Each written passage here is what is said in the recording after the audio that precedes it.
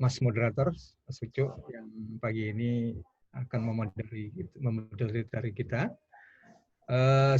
Pagi ini saya coba ingin sharing untuk 5G gitu ya, karena sebenarnya juga secara diem-diem atau terang-terangan masing-masing operator juga udah siap-siap gitu ya.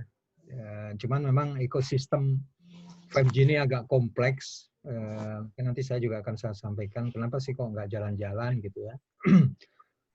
Yang menarik juga 5G ini juga menjadi sebuah tonggak buat negara-negara gitu ya. Karena gini, sejak terjadinya perang China dan US tentang 5G ini, sejujurnya kan US kan kalah telak karena mereka nggak siap gitu ya. Dan Huawei, ZTE sebagai representasi dari China itu udah maju gitu. Nah, yang saya terus terang nggak nyangka itu kan tiba-tiba Vietnam gitu ya, Vietnam, terus kemudian India itu tiba-tiba berani untuk masuk ke manufacturing 5G sendiri karena 5G itu kan punya core engine gitu ya, punya mesin yang memang kalau mau nanti ngikutin perkembangan sebenarnya ke depan nanti telco sama IT itu udah jadi satu sampai di level ini ya BTS-nya gitu. Artinya gini, hardware-nya itu kalau dulu kita kalau belajar hardware itu pakai x86 semua, pakai apa desktop komputer gitu, kotak komputer PC lah, PC 86 dulu kan kita masih itu sebenarnya nggak kemana-mana gitu. Karena semuanya itu kan akan masuk ke SDN, Software Defined Network.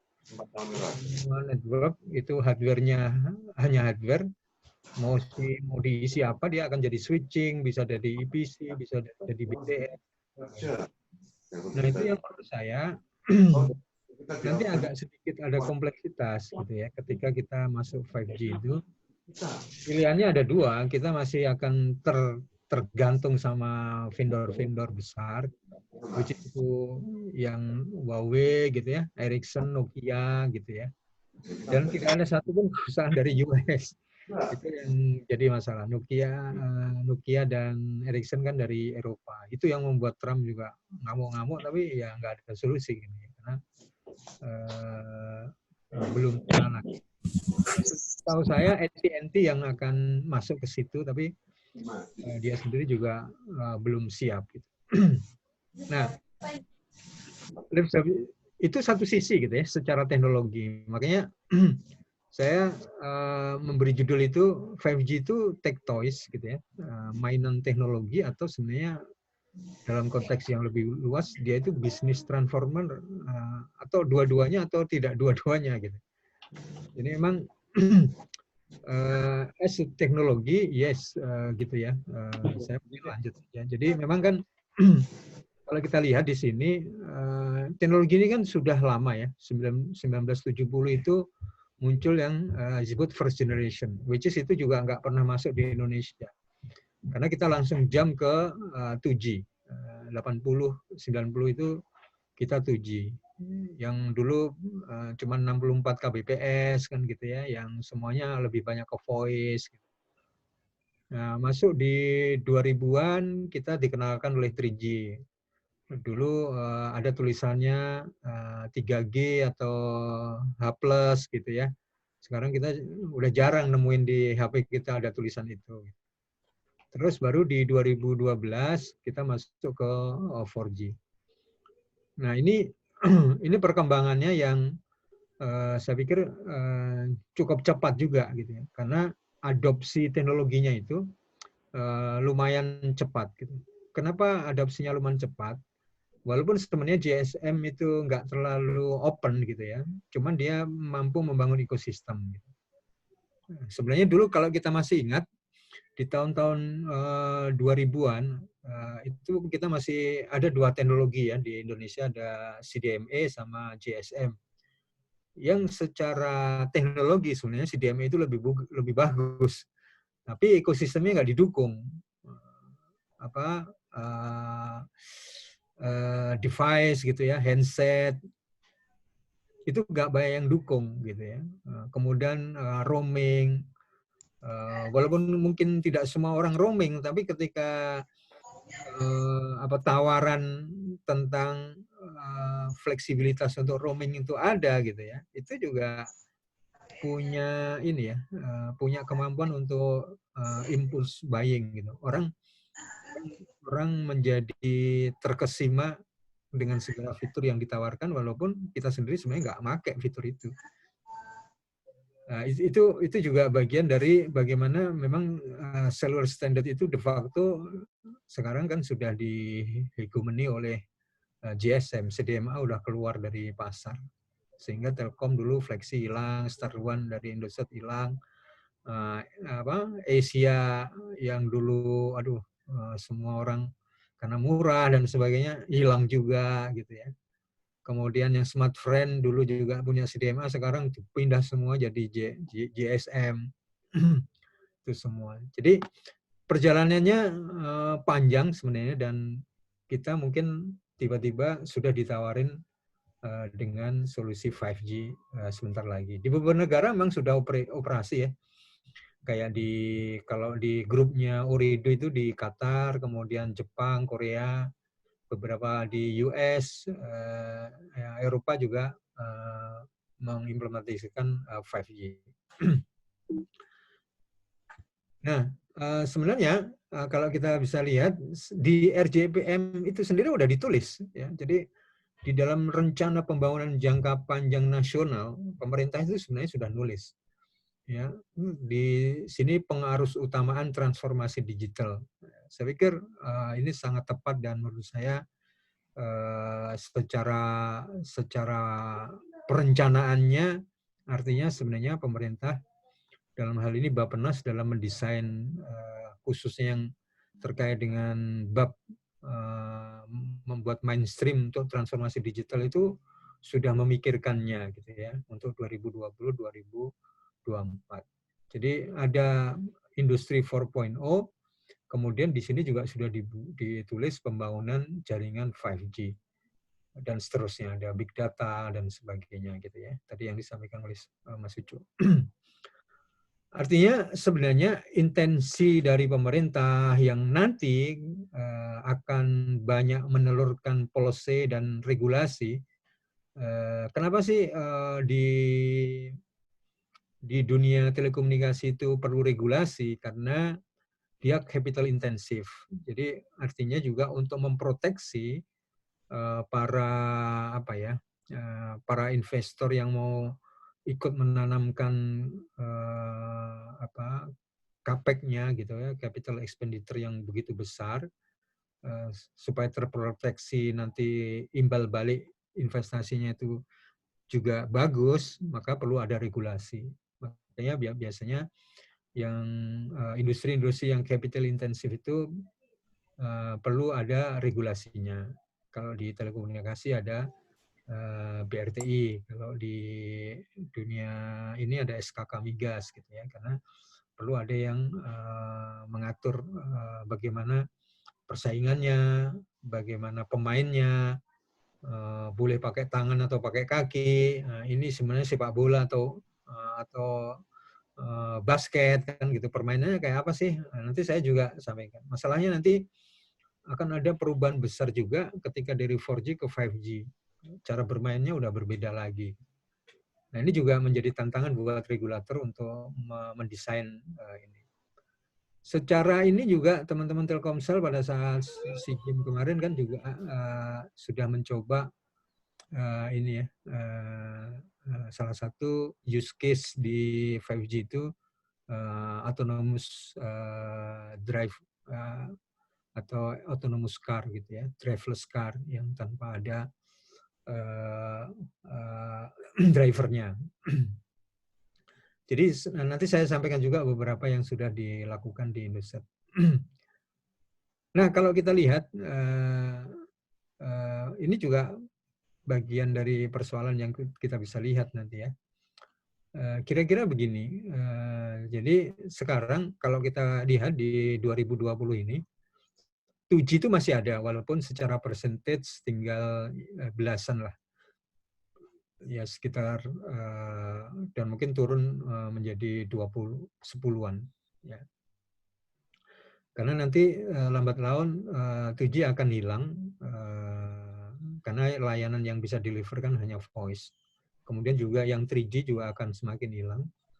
Di 2020 ini pun sebenarnya layanan 4G-nya itu udah banyak. Indosat sendiri layanan 4G-nya itu udah 90% dari 4G. Yang lain juga sudah turun. Sehingga kita juga sudah mulai ngeplan untuk phase out 3G supaya nanti bisa dimaksimalkan di 4G-nya. Dan nanti diperkirakan di 2022, karena mungkin pemerintah masih butuh waktu untuk menata alokasi frekuensi dengan policy-polisinya, kemungkinan tendernya 2021, kemudian commercial launch-nya itu 2022. Mungkin kalau dibanding dengan beberapa negara kita agak terlambat. Nah, kita juga bisa melihat di sini pertumbuhan ya jumlah pelanggan. Jadi kira-kira kalau kita bisa lihat koneksi pelanggan yang broadband itu sampai sekarang itu udah sekitar total koneksinya 331-an gitu ya. Jadi melebihi jumlah penduduk karena ada yang pegang 2 atau 3 handphone. Termasuk juga yang untuk broadband-nya itu sudah sekitar 200 jutaan. Dan kemungkinan nanti di 2025 koneksi mobile broadband itu sekitar 400, hampir 500 juta gitu ya. Karena memang nanti ada aplikasi-aplikasi yang membutuhkan broadband mungkin tidak ketemu orang. Jadi ada mesin ke orang gitu, orang ke mesin dan sebagainya. Jadi ini gambarannya, artinya memang industri ini mudah-mudahan masih terus dibutuhkan gitu ya. Kemarin kita sering dipanggil oleh Menteri Kominfo, seluruh operator, dan di situ disampaikan di era COVID ini memang tulang punggungnya seluruh denyut aktivitas kegiatan masyarakat, baik pendidikan, ekonomi, dan sebagainya itu backbone-nya adalah di telekomunikasi. Gitu. Jadi kemarin lucu, kita semua dipanggil DPR gitu ya, di Senayan. Disuruh cerita apa kontribusinya telekomunikasi di mana? Di era pandemi ini. Ya kita cerita masing-masing kan. Yang kira-kira sama lah di dunia pendidikan seperti apa, terus tentang CSR kita gitu ya, terus trafficnya naik enggak, naik, wah berarti kalian untung banyak dong kan gitu kan. Karena yang lain lagi susah, sudah mulai banyak PHK, ini telekomunikasi malah banyak ini kan gitu ya, banyak menikmati lah kan gitu. Nah, masalahnya kan kita juga melihat situasi ini juga nggak tinggal diam. Kita kan juga ke seluruh kampus itu kan kita zero rating kan. Zero rating itu artinya ini apa namanya, lost room kalau istilah kita dulu di listrik itu di lost room. Jadi kalau dia akses ke websitenya kampus kayak di ITS gitu ya, its.ac.id gitu, itu seluruh handphone yang ke situ itu kan tidak dikurangi pulsanya ke website yang sudah kerjasama dengan kita, dan itu di kampus-kampus. Jadi kemarin saya sampaikan juga karena ini kan jadi dilema, ini mungkin juga menarik juga sih, agak sedikit nyimpang tapi menurut saya penting karena ini juga kita mau nggak mau kan nggak bisa ya menghindari kegiatan seperti inilah.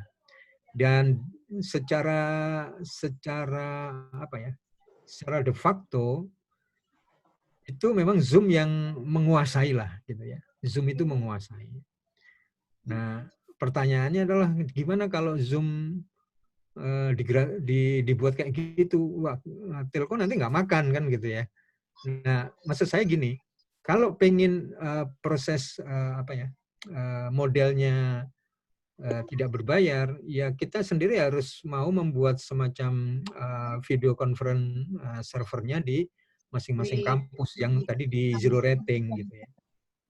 Nah, sehingga nanti siapapun di situ tidak berkurang pulsanya. Memang banyak yang ngeluh, siapa yang sering pakai Zoom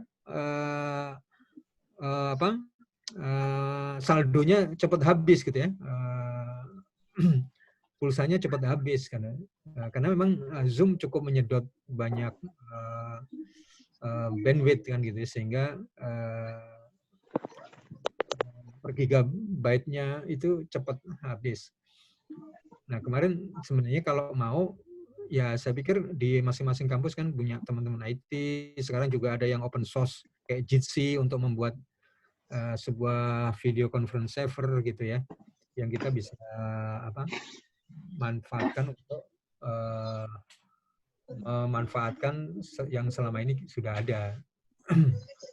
Tapi nanti itu bisa kita diskusikan lebih lanjut.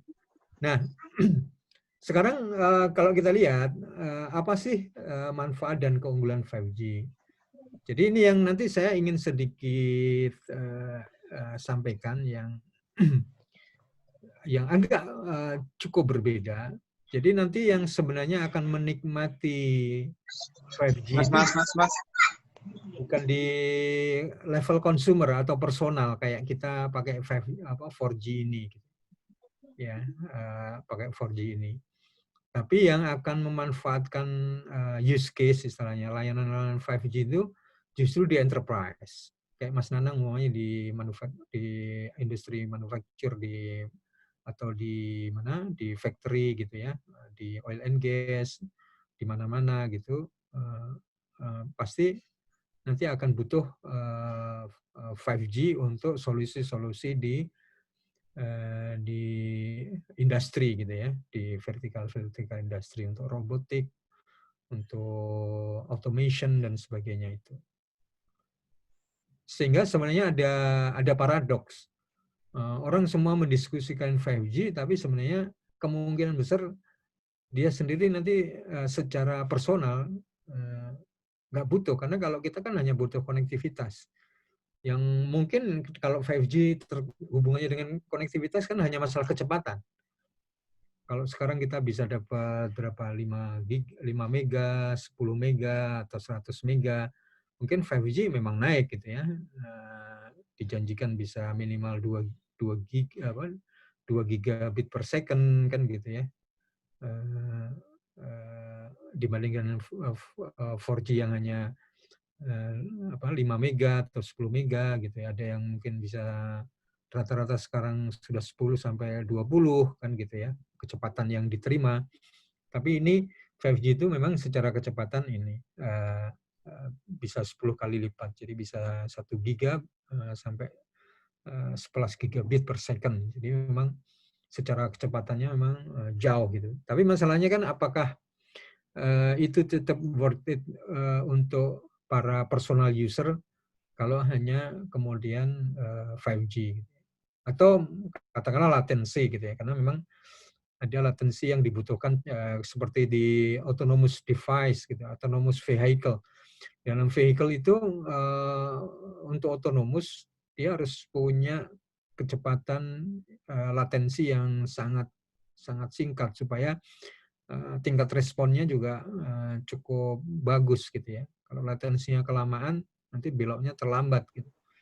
Bisa jadi masalah kan gitu. Atau dia ngelihat bayangan di depan ada ini dan dia harus nginjak rem terus ada latensi, nginjak remnya terlambat kan gitu. Itu padahal hitungannya bisa sekian detik aja. Nah, itu yang yang membuat berbeda. Ya, tapi pengalaman dari beberapa negara memang yang selalu disampaikan pada saat ketemu dengan personal user gitu ya, atau B2C gitu ya, consumer, ya hanya itu, oh speednya bisa sekian, latensinya sekian gitu. Terus harganya jadi agak lebih mahal kan gitu ya. So what kalau 5G hanya untuk itu gitu. Nah, makanya sebenarnya 5G itu mostly sebenarnya justru bukan pengguna akhirnya adalah personal atau consumer, tapi sebenarnya di industri, di enterprise, di dunia bisnis gitu ya. Tapi yang meributkan supaya 5G ada ya para personal users. Karena pengen dapat experience baru gitu ya. Mungkin nanti akan ada sedikit tambahan untuk AR dan VR gitu ya, yang sekarang juga lagi ramai banyak ininya. Beberapa aplikasi yang sudah mulai dibuat untuk 5G ready. Nah, ini kajian dari GSMA dan Etiquette gitu ya, terkait dengan sebenarnya potensi bisnisnya seperti apa sih? Orang kan biasanya langsung melihatnya di situ. Jadi kalau dihitung untuk di ASEAN sendiri kan sekitar 27 triliun per tahun. Cukup gede dan paling besar itu dan di Indonesia. Di Indonesia sendiri sangat besar ininya, sekitar 1,4 billion atau bahkan 2 billion sendiri di Indonesia gitu secara total. Nah, kalau kita lihat sendiri kan kita bisa lihat di sini ya. Jadi komposisi nanti pemanfaatannya 5G itu tetap ada B2C yang biru tua. B2C yang mostly adalah mobile broadband. Jadi kita bicara speed, latensi yang lebih bagus dibanding 4G. Terus nanti ada juga yang sebagiannya untuk fixed wireless access. Ini yang juga menjadi persoalan besar. Seperti saat ini, ketika semua orang di rumah, artinya stay di tempat gitu ya, kan butuh koneksi yang punya koneksi yang continuous di satu titik. Kalau ada yang berlangganan yang fixed broadband, di home atau di operator yang lain kan gitu ya. Kita juga punya AM2 layanan fixed broadband, tapi kebenarannya belum cukup besar. Ada juga solusi dengan menggunakan fixed wireless access. Karena sekedar diketahui household di Indonesia itu kan hampir 70 juta rumah-rumahnya. Yang sudah dialiri broadband di rumah itu belum ada 10% gitu. Jadi masih masih besar gitu. Untuk elektrifikasi kan udah di atas 90% nah ya. Hampir semua rumah itu sudah ada listriknya. Jadi nanti di rumah itu memang setelah listrik, broadband sama gas atau air lah ya, air gas gitu ya. Nah ini sebenarnya juga nanti masih ada kebutuhan itu sehingga 5G itu sebagian besar akan bukan sebagian besar, ada porsi untuk FWA gitu ya, FWA. Jadi untuk yang justru tidak mobile gitu ya. Jadi dia akan stay di satu titik, apakah di perumahan, di SMI, di UKM kan gitu. Nah kalau kita lihat yang hijau muda ini justru paling besar adalah di B2B yang tadi saya sampaikan. Jadi isu besar B2B ini adalah industri vertikal dan korporasi. Itu porsinya hampir separuh sendiri akan diserap di situ. Nah, persoalan kita adalah contohnya lah ya, kalau saat ini kita mau implementasi 5G gitu ya, katakanlah 3 bulan lagi. Nah, isu besarnya adalah terkait dengan use case gitu. Use case apa sih yang sekarang dibutuhkan di 5G ini? Mungkin nanti Mas Nanang bisa sampaikan. Karena untuk beberapa solusi sebenarnya sudah juga bisa disolusikan baik dari 4G untuk connectivity-nya ya, atau Wi-Fi, atau beberapa teknologi konektivitas yang lain, seperti yang ada di IoT gitu ya, ada Sigfox gitu ya, terus ada PWA gitu ya, dan itu semuanya juga memungkinkan untuk dijadikan connectivity tergantung dari use case yang dibutuhkan. Kita lihat juga di Ericsson, R2 the Little itu juga sama gitu ya. Ada financial service, otomotif, public transport, dan sebagainya. Jadi memang 5G ini paling besar potensinya kan bisa dimanfaatkannya di industri vertikal dan di korporasi gitu ya, bukan di user. Nah, ini pemetaan. Jadi maksudnya gini, supaya kita juga tidak terlalu apa ya, euforia dengan 5G. Sebenarnya kan persoalannya kan bukan teknologinya, tapi apakah teknologi itu bisa memenuhi kebutuhan yang untuk menyelesaikan sebuah persoalan. Kalau memang dia butuhnya memang nggak perlu bandwidth-nya tinggi, ya ngapain 5G kan gitu ya. Karena pasti nanti secara cost, secara TCO, total cost ownership-nya juga akan berbeda. Makanya ini sudah dipetakan juga gitu ya. Mana yang memang secara bandwidth requirement untuk menyelesaikan sebuah problem atau use case itu tetap sebenarnya solusinya pakai low bandwidth gitu ya. Makanya nanti mungkin bahkan ada yang cukup beberapa kilobit per second aja. Nah, solusinya bukan 5G tapi LPWA gitu ya.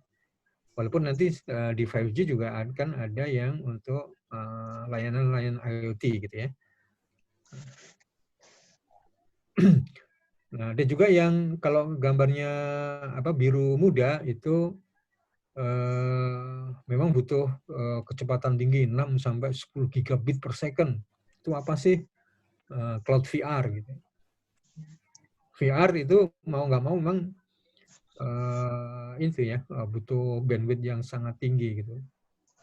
Karena naruhnya di cloud dan harus langsung secara real time masuk ke device yang ada di dalam diri kita. Gitu. Makanya di situ butuh ini.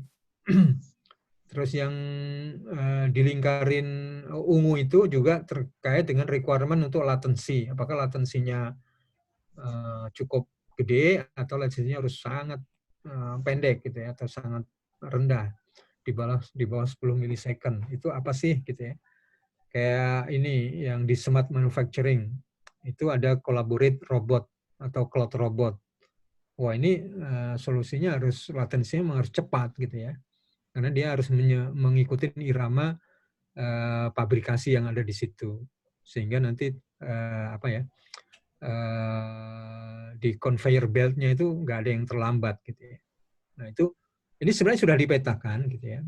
Nah, masalahnya adalah ini kan generic use case. Kalau di Indonesia mana yang akan menjadi kebutuhan industri, mana yang kemudian menjadi persoalan paling mendasar di beberapa industri vertikal, ini menjadi tanda tanya yang harus dijawab dulu ya, sebelum ini jelas akan membutuhkan platform 5G-nya. Seperti saya sampaikan tadi, sebenarnya kembali lagi 5G use case itu banyak ya. 5G use case itu banyak. Ada human to human, itu berarti communication, jadi ada video call, virtual meeting seperti yang kita lakukan, which is dengan 4G juga bisa. Nanti mungkin yang 5G bisa lebih bagus, nanti ditambahin hologram dan sebagainya gitu ya. Sampai kepada public safety yang untuk pemerintahan, itu human to human. Tapi ada juga human to machine kan gitu ya. Ada healthcare, monitoring. Di beberapa negara setiap warga itu disuruh pakai device yang ditaruh kayak jam, sehingga Kementerian Kesehatan di di beberapa negara itu langsung bisa monitor kesehatan seluruh penduduknya gitu ya, karena mereka memang sangat concern terhadap kesehatan penduduknya. Ada juga yang mesin to mesin, jadi nanti kita bicara ke IoT dan sebagainya, di situ banyak sekali ada video monitoring, mobile cloud, vehicle to infrastructure, vehicle to vehicle, itu semuanya, industri automation itu semuanya adalah mesin ke mesin. Itu use case secara umum ada 3, people to mesin, dan mesin ke mesin. Nah, apa yang sudah dilakukan, jadi sudah semua operator di Indonesia itu udah coba, tahun lalu bahkan. Ya. Nah, kemudian apa yang paling, karena salah satu hygiene factor-nya 5G itu kan spektrum. Jadi ada pita frekuensi yang sekarang ditunggu, ya, ditunggu oleh operator, kita nanti akan bermain di mana gitu. Nah, itu biasanya pita frekuensi itu dibagi 3. Mana yang low band, itu di 700, sekarang semuanya dipakai oleh stasiun pemancar televisi free to air. TVRI kan gitu ya, MNC, Metro, Antv, TV One kan gitu ya. Itu semuanya menggunakan 700. Di beberapa negara 700 itu udah dikosongin untuk 5G. Kita belum bisa karena sekarang TV di Indonesia masih pakai teknologi analog. Padahal kemudian kalau digeser ke teknologi digital, itu akan banyak menghemat, dan penghematan itu bisa untuk 5G. Nah, ini beberapa yang nanti sedikit saya singgung di belakang. Dan kemudian yang use case-nya tadi ya, MBB untuk broadband, kemudian untuk mesin, kemudian yang ketiga untuk low latency. Nah, kemungkinan tender spektrum itu di Indonesia akan tahun depan ya. Nah, mungkin ya masih setahun lah ya kalau pertengahan tahun depan gitu ya. Standar 5G-nya sendiri juga sudah ditetapkan. Terus kemudian fase awal semuanya sudah melakukan ini, sudah melakukan tes gitu ya. Nah, ini juga Indosat kemarin coba pakai spektrum di 28 yang sekarang masih free. Cuman seperti mana kita kuliah dulu, kalau frekuensinya semakin tinggi, maka dia tidak bisa jauh gitu ya jangkauannya. Artinya apa? Artinya bayangkan kalau nanti kita dikasih frekuensi 28 giga, itu satu kampus ITS itu BTS-nya akan sangat banyak sekali gitu. Ya, karena di 28 itu pengalaman dari Verizon dari US itu hanya sampai sekitar 600 sampai 700 meter. Itu sudah harus, itu ngalahin tiang listrik kan gitu ya. Walaupun nanti secara desainnya bisa macam-macam sih. Ada yang ditempelin di papan reklame kan gitu ya supaya tidak kelihatan gitu ya. Itu secara estetikanya juga sudah ada yang mendesainkan. Tapi butuh kerapatan BTS. Jadi 5G nanti kalau di frekuensi tinggi, BTS-nya harus rapat. Itu artinya density population per area itu memang harus padat gitu ya. Jadi kalau bayangan kita ya mungkin hanya di Sudirman, Tamrin gitu ya. Nah, kemarin uji cobanya itu bisa tembus 11 giga. Jadi kalau sekarang kita masih pakai 10 mega dapatnya, ini 11 giga. Jadi 1000 kali kecepatan dari apa yang kita miliki sekarang. Jadi kemarin kita coba di Kalteng, di Merdeka Barat, kita hidupin semuanya, dites. Ini ada tes speed testnya, itu bisa 11 giga kecepatannya. Jadi 1000 kali lipat daripada rata-rata kecepatan 4G-nya. Memang ini sih luar biasa ya. Cuman ya itu bandwidth-nya harus 800 mega gitu ya, lebar spektrumnya harus 800 mega. Which is sekarang kalau 4G kita kan dikasihnya 15 mega gitu ya, ada yang 10 mega, bahkan ada yang 5 mega gitu ya. Ya kalau dulu mungkin tidak sampai kebayang kebutuhan bandwidth yang segitu besar, nggak mungkin. Kemungkinan juga nanti bandwidth yang ditenderkan oleh pemerintah nggak sampai 800, mungkin hanya 100. Ya kalau 100 ya 1/10-nya, berarti mungkin dapatnya hanya 1 giga atau di bawah 1 giga. Kalau kita bicara speed, nah itu tergantung dari use case apa yang akan kita butuhkan. Nah, ini tadi sebagai gambaran, saya pikir sudah sampai. Jadi nanti yang 5G ini untuk voice nggak butuh gitu ya, tapi untuk video conference atau yang vertical industry yang akan banyak. Nah, tantangannya apa? Tadi kan mungkin ini yang menarik. Gitu. Tantangannya apa sih untuk supaya kita implementasi 5G di Indonesia itu banyak. Spektrum, infrastruktur, layanan, dan aturan main, regulatori. Jadi termasuk juga charging, harga gitu ya. Kita juga belum tahu spektrum yang akan ditenderkan oleh pemerintah nanti harganya segede apa. Di Jerman kemarin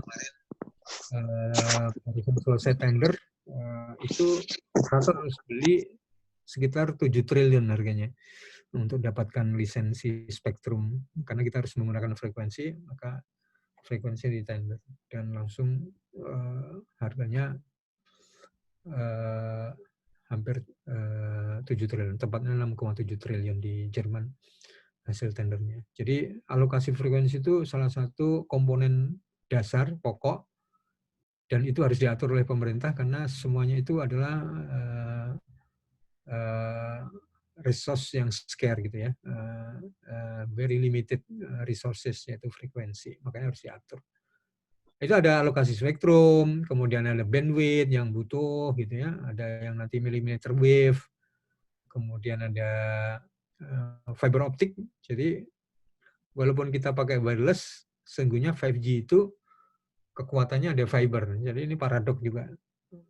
Semuanya wireless nggak perlu colokan, nggak perlu ini, tapi sebenarnya di belakang 5G itu sebenarnya adalah fiber optik. Ya, nanti saya sampaikan beberapa contoh di negara-negara yang lain. Ini regulatori masih punya ini, BHP juga ini. Nah, nanti apa rekomendasinya? Ini kebetulan semua operator kan ada di ATSI, Asosiasi Telekomunikasi Seluruh Indonesia. Itu mereka sudah bergabung dan memberikan rekomendasi gitu ya. Ada ada apa? Ada peran-peran pemerintah yang harus dilibatkan gitu ya. Terus nanti chargingnya kayak apa, evaluasi BHP pita frekuensinya seperti apa. Nah, biasanya di beberapa negara itu ada yang diistilahkan yang namanya regulatory roadblock. Jadi harusnya regulator itu menjadi dinamisator, menjadi fasilitator agar industrinya berkembang sehat. Ya, nanti ada isu di 5G karena ada teknologi yang sangat jauh berbeda dengan 4G yang disebut dengan network slicing. Network slicing itu sebenarnya kalau di dunia komputer, karena kita sekarang sudah masuk di cloud, semua sudah bisa dikontainerisasi dengan Docker, maka nanti sebenarnya di dalam satu wadah itu bisa dikontainerisasi masing-masing kayak operator gitu. Sekarang setiap operator itu harus membangun sendiri infrastrukturnya, membangun BTS-nya sendiri, membangun core network-nya sendiri, membangun core service-nya sendiri. Yang paling untung memang vendor. Ya. Tapi nanti di 5G kalau kita ngikutin teknologinya, sebenarnya bisa di slicing di level network sendiri. Karena bisa dipartisi lah. Kalau kita dulu main di hard disk itu, dipartisi ini drive C, drive D, gitu ya, drive E.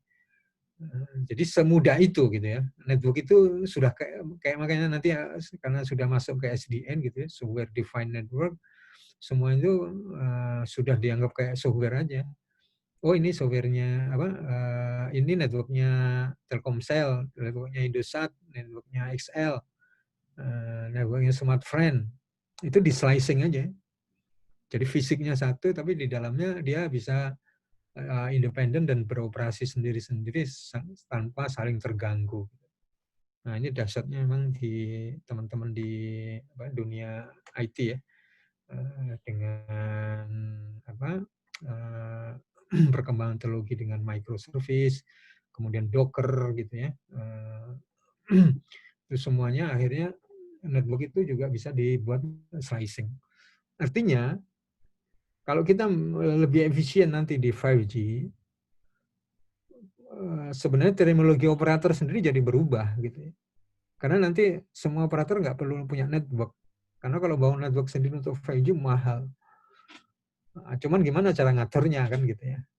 Karena sampai sekarang di Indonesia memang belum mengatur. Yang diatur adalah kalau kalian mau melayani di sektor komunikasi ya bangunlah infrastrukturnya. Terus spektrum. Jadi oksigennya operator itu kan spektrum. Jadi kalau spektrumnya dipencet, pelanggan juga akan menikmati speed yang lebih jelek.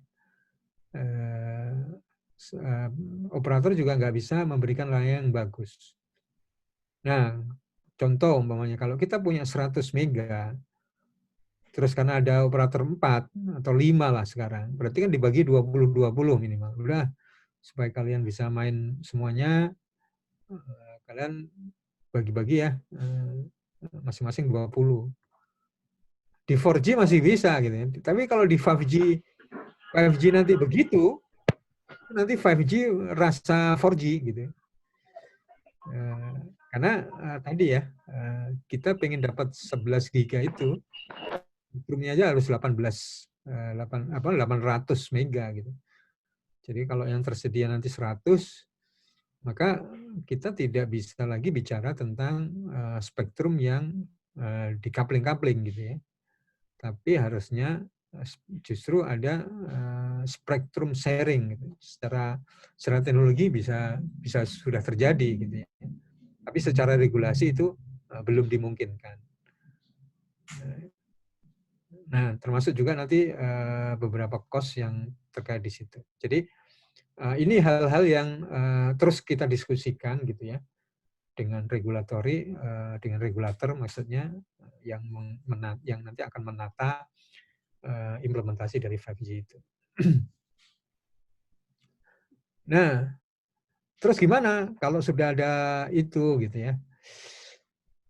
Itu masih belum selesai gitu karena nanti ada saat mendeploy gitu ya, saat kita mulai membangun itu macam-macam. Ada isu investasi, kan harus diputuskan dulu. Ini investasinya berapa, balik enggak kan gitu ya, profit enggak gitu ya. Jadi di Indonesia sendiri 5G itu kemungkinan masih karena butuh new investment. Jadi kita sementara beberapa juga masih struggling untuk membuat profit gitu ya. Kemudian untuk 5G-nya itu gimana? Koeksis atau semuanya langsung dipindah ke 5G? Kalau dipindah 5G, gimana handset yang 4G? Hidup enggak? Nah, itu juga ini. Dua-duanya boleh juga, tapi cost-nya double kan gitu. Mengoperasikannya dengan cost double. Waduh, masalah lagi kan gitu ya. Jadi saat mendeploy pun sebenarnya juga masih ini. Terus nanti sebenarnya ke depan itu semuanya sudah pakai teknologi eSIM. Teknologi eSIM itu sebenarnya buat operator juga menjadi sebuah ancaman gitu. Karena eSIM itu secara hardware-nya, manufacture-nya itu mereka sudah mampu gitu. Jadi layanan itu tidak ditentukan lagi oleh SIM card. Yang sekarang bisnisnya operator kan dari SIM card. Makanya perhitungan sales dan sebagainya itu berapa pelangganmu dihitungnya dari SIM card. Nanti enggak. Jadi device itu sudah punya eSIM sehingga dia tinggal ngelaporin, oh ini nomor eSIM saya gitu ya. Jadi nanti tinggal dimasukkan di registrasi eSIM-nya ini disetujui, langsung hidup. Jadi nggak nunggu dimasukin SIM gitu, SIM card. Dan ini kan merubah cara dan proses pelayanan di ini gitu ya, di seluler yang selama ini semua orang mendasarkan dari SIM card. SIM card-nya hilang, pusing juga kan. Nah, nanti kalau dengan ini SIM-nya itu sudah langsung ada di device, sehingga nanti kayak contohnya sekarang kan, karena SIM card itu kan juga memakan waktu gitu. Jadi kalau ada yang nanti device-device yang tipis, jam-jam digital yang terkoneksi gitu. Sekarang kayak Apple yang versi terbarunya kan sudah punya eSIM, jadi nggak ada lagi slot untuk SIM card, jadi bisa lebih tipis lagi. Bayangkan nanti memang kalau handphone, semua device apapun gitu ya yang tidak ada SIM card slotnya, itu kan sudah bisa mengurangi space sehingga mungkin nanti ketebalan dan sebagainya semakin tipis lagi. Tadi spektrumnya gimana? Spektrum sharing yang tadi saya sempat sampaikan, spektrum pricing. Terus ada 700 mega isu gitu ya dan sebagainya. Wah, ini waktunya udah mau habis. Nah, nanti terus gimana permainannya? Saya tulis di sini kemungkinan industri ini harus ditulis ulang karena sepertinya sampai 4G masih valid cara mengelola industri ini. Tapi saya ingatkan ini sudah ada beberapa kajian, kita perlu menulis ulang industri telekomunikasi karena sekarang kita bisa ngatur, dulu ada yang namanya MNO, Mobile Network Operator. Nanti kemungkinan lagi ada MVNO, nanti MVNE. Karena tadi ya, network itu bisa di slicing, maka nanti akan ada mobile virtual network elemen gitu ya. Jadi network elemen itu bisa sendiri operatornya. Jadi kan kita bisa lihat ya value chain-nya, dan masing-masing value chain itu ternyata membutuhkan ini bisa memunculkan pemain-pemain baru yang selama ini kan nggak mungkin. Ya sudah ada operator, ada konsumen yang mau pakai. Nah, ini juga ada kajian bahwasanya memang harus network sharing sih. Ya, network sharing agar kita bisa memanfaatkan potensi dan perkembangan teknologi di 5G yang luar biasa itu untuk bisa mengurangi cost. Ini yang untuk fiber, di negara-negara lain sangat menyiapkan fiber karena nanti hidupnya 5G itu sebenarnya dari fiber.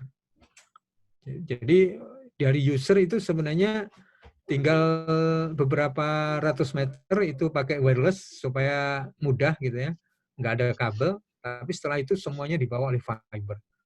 Karena yang bisa membawa layanan cukup tinggi kecepatannya ya hanya fiber, maka kita bisa lihat ya ada banyak fiber yang memang sudah menyiapkan dirinya gitu ya. Sebenarnya nanti kompetisi di 5G itu adalah kompetisi fiber. Ya, itu teman-teman sekalian yang yang bisa saya sampaikan pagi hari ini. Kalau ada pertanyaan, ada diskusi, silahkan.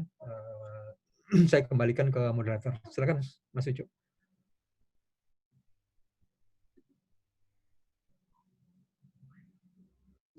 Terima kasih Mas Arif dan itu memberikan gambaran kepada kita yang sangat cespleng ya, kalau orang Surabaya bilang. Nah ini Mas Arif, ya kan, ada beberapa pertanyaan dari teman-teman, ya kan, teman-teman.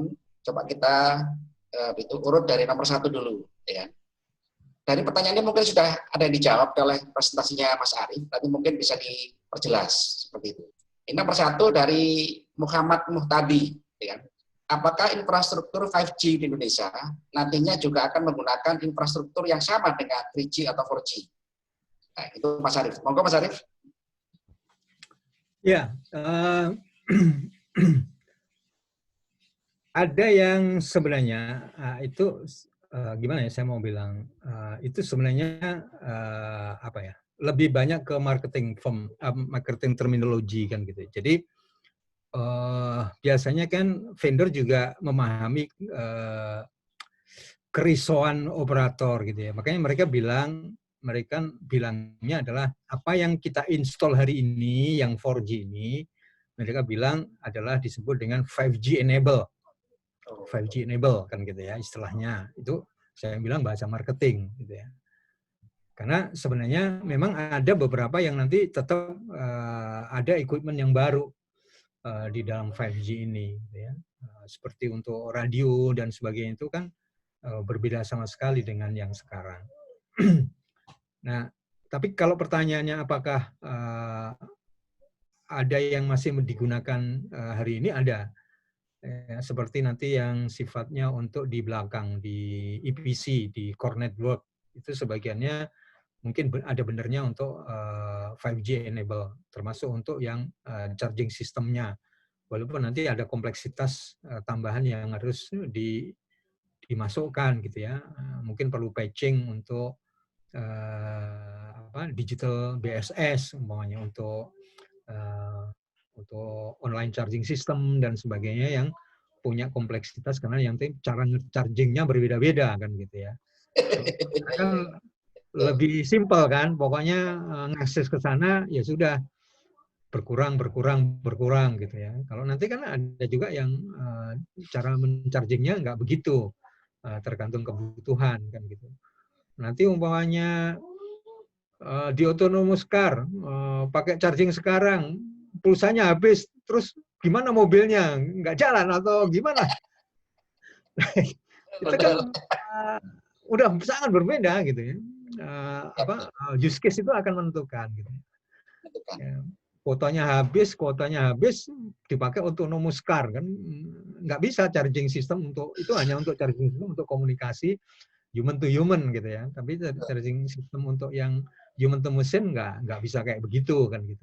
Nah itu yang nanti memang butuh beberapa tambahan-tambahan yang sebenarnya bukan tambahan lagi, sebenarnya mereplace hal-hal yang sekarang ini. Tapi nggak apa-apa, itu istilah yang common digunakan. Jadi mereka selalu bilang ini 5G ready, kita sudah 5G enable kok gitu. Jadi nanti kalau sudah ada, pokoknya kita bisa 5G lah kan gitu. Ya, saya bilang bahasa marketing aja. Bahasa marketing. Terima kasih Mas Arief. Semoga menjawab pertanyaan Adinda kita tadi. Nah, ini pertanyaan kedua Mas Arief, Nyusewu. Ya. Ini itu dari Pak Wahyudi Madiun. Ini beliau ini itu pengusaha UKM terkenal ini. Nah, ini apa peluang bisnis yang bisa digarap Pak secara retail dengan memanfaatkan atau dengan migrasi 4G ke 5G ini? Mungkin Mas Arief bisa memberikan contoh atau tips ya kan supaya bisa diterapkan untuk ngangkat pecel Madiun di sana. Moga Mas Arief. Luar biasa. Jadi kalau kita lihat tadi ya, mana ya slide-nya. Jadi sebenarnya kalau kita lihat di sini, di beberapa use case yang juga sudah banyak dilakukan di beberapa negara, advertising gitu ya. Mungkin yang hologram belum terlalu ini. Tapi kemarin di India, Modi, Perdana Menteri India sekarang, kemarin kampanyenya juga sudah pakai hologram. Jadi dia kayak dulu cerita-cerita orang sakti. Dalam satu tempat bisa, dalam satu waktu bisa di beberapa tempat. Nah, itu orang sakti. Gitu. Itu nanti sebenarnya pakai hologram udah bisa. Jadi kampanye gitu ya, yang mau jadi bupati. Jadi ini kampanye di 5 tempat. Ada semua orangnya di situ. Wah, ini hebat juga. Tapi bisa macam-macam ya. Mulai dari advertising. Advertisingnya nanti sangat berbeda dengan cara kita melakukan advertising. Jadi nanti yang punya bisnis advertising, teman-teman di UKM itu akan mampu menggunakan dengan cara yang mudah. Mulai dari sinkronisasi gitu ya. Sekarang kan itu harus pakai videotron yang mahal gitu ya, padahal nanti dengan cara-cara yang cara-cara yang lebih bagus gitu ya, itu bisa dengan mudah dengan adanya 5G untuk model advertising. Nah, contoh yang paling, walaupun ini ada debat ya, nanti kan sebenarnya 5G ini akan yang langsung terkait dengan UKM itu, terutama yang terkait dengan kerajinan dan sebagainya itu dengan 3D printing. Walaupun kemarin masih diperdebatkan. Karena dengan 3D printing itu seluruh produk yang akan dibuat itu bisa menyerupai persis apa yang dibuat dengan tangan. Contohnya pahat, orang membuat apa ya, ukiran-ukiran yang bagus itu tanpa harus meminta intellectual property-nya orang yang mahat, itu tiba-tiba orang bisa membuat persis cara mahat itu di media, di 3D printing kan gitu ya. Kasihan itu nanti produknya yang oleh UKM jadi nggak laku, dia sendiri intellectual property-nya nggak sempat didaftar. Jadi kasihan nanti. Itu juga perlu diantisipasi sih di UKM. Tapi itu juga keniscayaan. Jadi sebentar lagi kan 3D printing kan sudah sangat ini ya, dan itu akan di enabler menjadi transformer di 5G untuk 3D printing yang itu akan bisa menjadi kekuatan UKM atau bahkan membunuh UKM. Jadi saya pikir Pak Wahyudi bagus sekali pertanyaannya. Kita harus siap-siap. Jadi tiba-tiba nanti apa ya, kalau di Madiun itu kerajinan apa yang bagus-bagus tiba-tiba dengan mudahnya di-copy, terus dijual dengan lebih murah karena membuatnya tanpa hasil karya hak ciptanya yang membuat, dan bisa direplikasi dengan mudah dengan harga yang sangat murah gitu ya. Nah, itu juga sesuatu yang menurut saya sangat cepat. Untuk pecel Madiun sayangnya memang harus fisik, jadi nggak bisa mau sehebat apapun VR-nya gitu ya, pakai virtual reality tetap nggak bisa dirasain, namanya juga virtual kan gitu. Padahal Madiun harus tetap pakai pinco, terus harus dimakan fisik. Fisik, betul. Jadi, tapi kekuatannya nanti tetap di logistik kan gitu ya. Saya membayangkan sebenarnya dengan memperbaiki ekosistem di 5G, terutama di logistiknya, mungkin bisa dikirim. Barangkali itu beberapa yang saya bisa respon. Ya, semoga itu jadi inspirasi untuk Pak Wahyudi ya, supaya hati-hati kan, bisa ngangkat produk UKM-nya kan, jangan sampai ditiru dengan teknologi 3D printing ya kan, pakai artificial intelligence gitu. Nah ini saya sekarang lagi nambahin ya, saya sekarang lagi coba dengan beberapa teman-teman. Ini kan sebenarnya banyak karya-karya UKM, tapi UKM itu mungkin nggak tahu caranya, dan sehingga hak cipta gitu ya, atau bahkan kalau sampai bisa dibuat paten itu nggak ada yang ngurusin. Itu yang saya kasihan gitu ya, karena nanti ini kan ketika kita masukin era digital itu kan sebenarnya era ide, era sebuah karya kreatif yang harusnya dihargai juga, apa ya, diapresiasi dengan tadi hak ciptanya yang dilindungi gitu ya. Nah ini sayangnya nggak ada gitu, dan ini kalau di digital sangat mudah untuk direplicate dengan berbagai teknologi kan. Nah itu sayang nanti kalau dia tidak dilindungi gitu ya. Tadi ya dengan teknologi 3D printing dan sebagainya, semuanya itu bisa direplicate dengan mudah. Sehingga hak cipta itu sepertinya tidak dihargai sama sekali. Padahal itu karyanya banyak UKM kita loh sebenarnya. Nah, itu tambahan dari saya. Terima kasih Mas Arief, sangat bagus sekali responnya. Ini dari Cak Tobi ya. Mohon izin, jika ada possibility untuk memberikan spektrum atau spektrum pada frekuensi tertentu gitu kan, apakah semua spektrum itu akan diberikan pada operator atau diberikan secara parsial, atau bagaimana regulasi suprastruktur pengaturan ini Mas Arief pengaturan alokasi spektrum ini ya. Tadi kan Mas Arief sudah menyinggung gitu kan bahwa ada wacana gitu kan single platform, satu platform multi sharing tadi itu, atau dengan teknologi network splicing tadi itu. Ini bagaimana Mas Arief? Kira-kira regulasi yang nanti akan dikeluarkan oleh pemerintah. Moga Mas Arief. Belajar dari beberapa negara ya, seperti yang di slide ini. itu sekelas Vodafone dengan Telefonica di UK ketika tender 5G itu, mereka bergabung. Nggak kuat istilahnya. Itu tier 1 lah istilahnya, tier 1 operator di dunia, Vodafone, Telefonica, karena mereka beroperasi di beberapa negara. Tapi ketika ditawarin spektrum dengan harga yang begitu, mending kita gabung aja lah ya. Kita tawar bareng, terus kita menggunakan infrastruktur sharing. Itu sebenarnya sangat menarik karena berarti nanti kalau mau bagus 5G-nya, kita tidak boleh mengulang cara 4G. Nah, itu kita sudah mengingatkan sih ke regulator. Kalau sekarang, umpamanya ya, sekarang yang mau ditender itu yang untuk 4G itu kan di 2,3. Sekarang sisanya 30. Tinggal 30. Karena 30 untuk smartphone, 30 untuk Telkomsel, 30. Nah, kita juga belum tahu 30 itu mau dibuat 15-15, 10-20 kan gitu ya. Ya, ya, Nah, betul. cara ini kalau nanti dipakai di 5G rasanya nggak mungkin. Contohnya nanti pemerintah akan mengeluarkan 100 mega di 3,5 yang akan digadang-gadang menjadi spektrum di 5G untuk yang mid spektrum di 3,5 giga. Kebetulan ada 100. Nah, kita ingatkan kalau perlu ya 100 itu untuk satu operator gitu ya, atau gabungan dari beberapa operator untuk membidding atau memberikan harga berapa gitu. Supaya 100 itu utuh. Karena dengan 100 itu utuh, maka akan menjadi sebuah, ibaratnya spektrum itu kan lebar spektrum itu kan kayak jalan tol.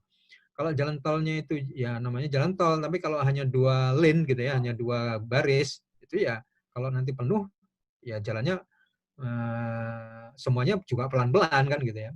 Tapi kalau jalan tolnya lebar gitu, lebarnya 100 meter, terus nggak ada baris, itu semua orang bisa lewat dengan cepat. Nah sekarang justru jalannya udah 100, tapi tetap di garis pembatas, di garis pembatas di masing-masing itu. Ya nggak bisa terisi penuh. Gitu. Jadi kemungkinan, walaupun belum ada ya, kemungkinan kita mendorong di situ. Di Korea juga gitu. Di Korea mereka bertiga malahan mereka gabung untuk di 5G. Sehingga mereka deploy-nya ini. Walaupun cara membaginya beda-beda. Kamu yang di sini ya, saya yang di sana. Tapi nanti kita roaming bareng kan gitu ya. Di UK sama di Jerman itu masih disisakan sedikit slot khususnya untuk apa? Untuk di kampus karena kampus nanti punya sebuah use case yang berbeda, makanya boleh kampus nanti punya spektrum sendiri. Itu sampai gitu kan. Nah, untuk riset dan sebagainya kan penting kan gitu ya. Nah, itu di Jerman memberikan satu alokasi khusus gitu. Nah, menurut saya bagus sekali gitu ya. Cuman saya belum tahu apakah ini akan menjadi polisinya pemerintah atau regulator untuk spektrum di 5G. Barangkali itu yang saya bisa respon. Ya, terima kasih. Semoga menjawab pertanyaan Mas Tobi gitu kan. Ini dari Pak Hendra Nugroho, ya. Kesiapan seperti apa yang harus dilakukan oleh perusahaan industri agar bisa memanfaatkan 5G nih Mas Arief? Jadi tadi kan menyinggung industri ini lebih banyak dominan memanfaatkan. Nah, kesiapan untuk situ gimana Mas Arief? Monggo diberikan penjelasan. Ini pertanyaan bagus ya. Kan gini, satu hal yang saya juga ingatkan, ke depan kekuatan di 5G itu nanti ada di level aplikasi. Makanya nanti di sini di slide ini, itu nanti ada bahkan ada yang namanya app VNO, Application Virtual Network Operator. Jadi dia di level aplikasi. Karena memang kekuatan di 5G itu salah satu drive yang besar adalah di aplikasi. Artinya gini, kalau sebuah perusahaan, apapun industrinya ya, keuangan, manufacturing gitu ya, di mana di manufacturing, di mining gitu ya.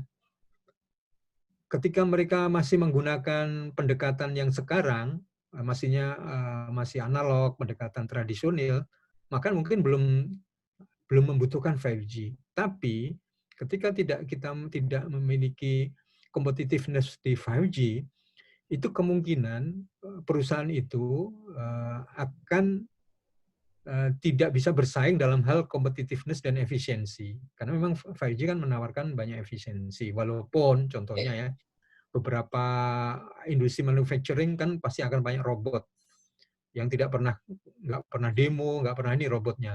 Jadi 24 jam juga nggak pernah nangis, nggak pernah ngeluh. Ya itu. Tapi karena kan beberapa perusahaan kan nggak bisa menggantikan itu karena dia harus berpikir tenaga kerjanya harus tetap hidup, rakyat Indonesia harus makan kan gitu ya. Nah ini akan ada dampak sosial juga sih di 5G ini kalau kita nggak ini. Nah saya sedikit keluar sedikit di Bangladesh ketika mereka menyadari situasi seperti itu.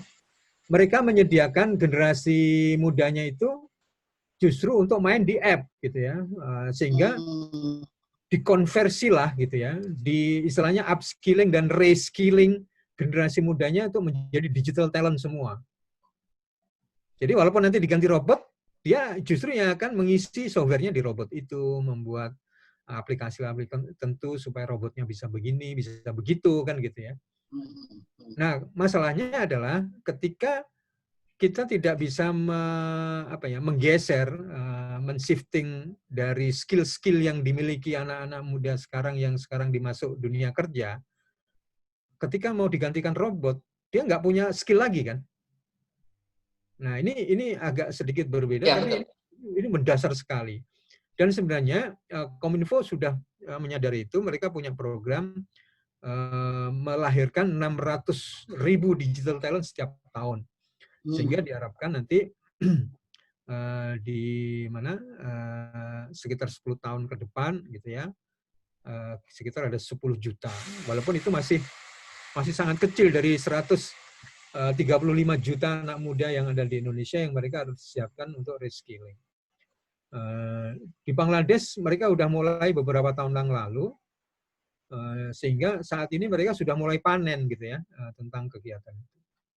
Ya, karena hampir semua kegiatan di sebuah company ini, baik untuk internal maupun untuk ini, hampir semuanya nanti akan digantikan oleh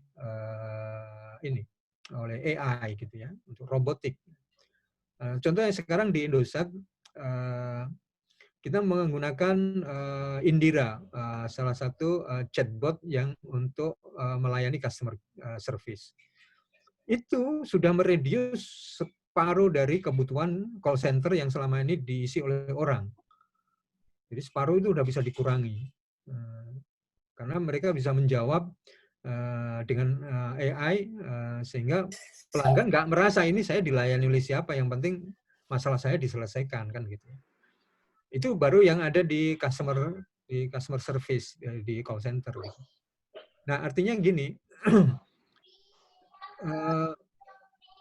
kebutuhan untuk mentransformasikan transformasi digital sebuah perusahaan itu penting. Makanya kalau saran saya, kita tidak bicara dulu untuk 5G atau apa gitu ya, tapi segera transformasikan perusahaan itu untuk digital, supaya nanti kita bisa tetap relevan pada saat kita harus bersaing di situ. Nah ini yang menurut saya lebih mendasar gitu ya, lebih mendasar untuk bicara di level digital transformation dulu. Karena kalau company tidak melakukan transformasi digital, kemungkinan dia akan nggak bersaing. Mending tidak bisa bersaing gitu ya. Yang menjadi masalah dia nggak relevan lagi di ini. Ibaratnya kalau main kita nggak jadi pemain lagi kan gitu ya. Iya. Nggak boleh bermain kan gitu. Kamu siapa? Nggak bisa, permainannya udah kayak gini. Kamu sepertinya kok bukan bagian dari permainan ini. Kamu keluar dari arena ini. Nah, itu lebih bahaya. Nah, makanya kita gunanya melakukan transformasi digital untuk stay relevan di sana. Nah, nanti baru kita masuk ke dunia 5G dengan beberapa use case. Barangkali itu yang saya bisa respon. Wah, tepat sekali Mas Arief, ya kan? Jadi kata kunci tadi adalah transformasi digital ya, agar kita bisa kompetitif. Ya. Nah ini Mas Arief, ada pertanyaan, banyak sekali pertanyaan ini. Mas Arief, nggak apa-apa Mas Arief ya? Oke, oke, oke. Sampai selesai pertanyaannya ya. Sampai puas. Gitu. Ini ada dari Cak Usep. Cak Usep ini gitu kan, ada 2 pertanyaan. Akan muncul resiko persaingan di provider. Nah ini gambarannya nanti seperti apa Mas Arief? Persaingan jika tadi ya Mas Arief menyampaikan satu platform ya, itu digunakan bareng-bareng seperti itu. Kemudian ini ada pertanyaan teknikal gitu kan, karena tadi itu density daripada pemancar wireless itu banyak sekali di satu area gitu kan. Apakah radiasi dengan frekuensi yang sangat tinggi tadi ya, sekitar 28 GHz tadi kan, itu ada dampaknya nggak Mas Arief secara kesehatan atau dampak yang lain seperti itu? Monggo Mas Arief. Ya. Ini menarik pertanyaannya. Bagaimana dengan posisi masing-masing operator yang selama ini sampai di 4G kan mau nggak mau harus bersaing kan gitu ya. Nah tadi saya beri contoh ya di Korea gitu ya, di Jerman, di UK itu ternyata mereka menemukan pola baru gitu ya ketika harus ketemu dengan 5G ini. Karena ketika mereka nggak bisa mendapatkan spektrum itu, ya mending kita berkolaborasi kan gitu ya. Cara pendekatannya begitu.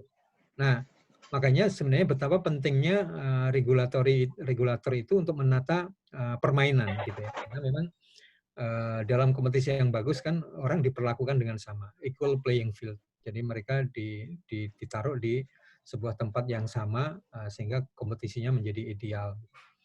Nah, regulasi yang akan mengatur, contoh gitu ya, kalau dibolehkan gitu ya, range sharing, itu nggak akan banyak tower-tower sampai sekarang ini kan kita bisa ngelihat ya di dekat kampus, di perumahan itu towernya aja berderet-deret itu. Padahal kenapa itu terjadi? Nah, karena dulu memang nggak boleh untuk sharing itu. Kalian kalau mau melayani harus bangun dan itu diwajibkan.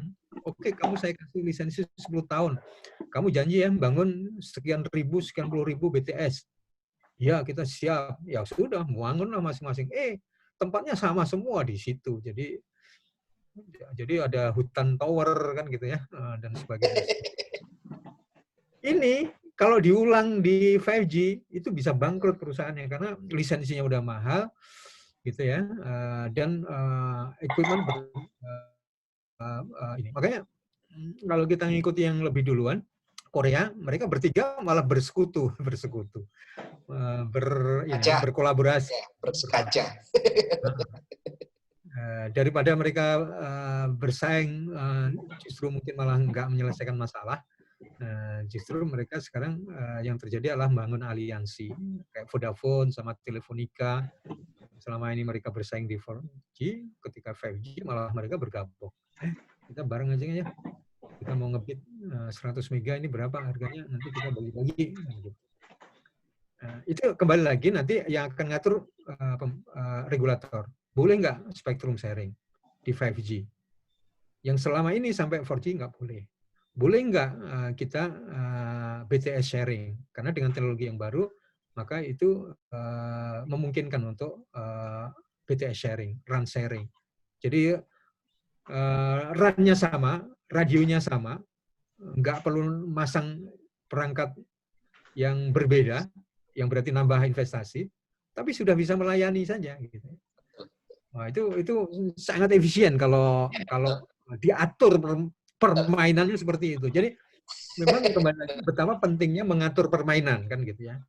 Pemainnya boleh berapa? Kalau sepak bola harus sekian, kalau volley harus sekian. Kan diatur supaya nanti membuat sehat industrinya. Jadi tidak semakin.